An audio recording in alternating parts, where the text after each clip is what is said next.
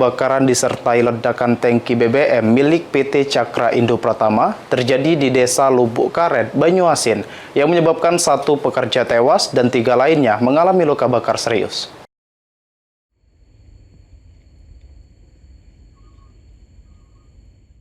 Insiden kebakaran disertai ledakan tangki penampungan BBM milik PT Cakra Indo Pratama terjadi di area operasional perusahaan di Desa Lubuk Karet, Kabupaten Banyuasin telah menimbulkan korban jiwa. Setidaknya ada 3 korban alami luka bakar serius, lalu 1 korban tewas.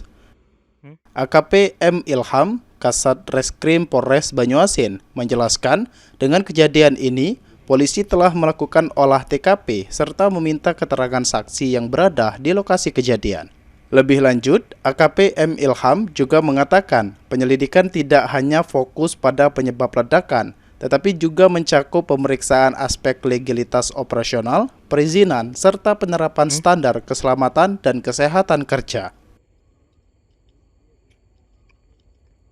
Dari kami membenarkan terkait adanya kebakaran mobil tangki yang terjadi di Desa Lubuk Karet, Kecamatan Betung, Kabupaten Banyuasin.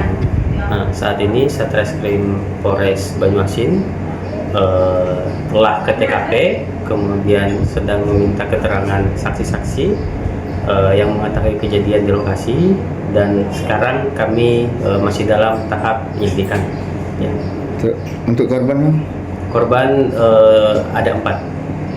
Ada 4 korban luka bakar. Kalau untuk update sampai saat ini, Bang, ada? Ya, kami monitor 1 korban meninggal dunia.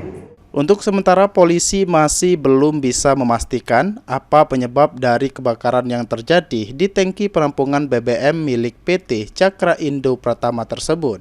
Ridho Ilahi, Pal TV.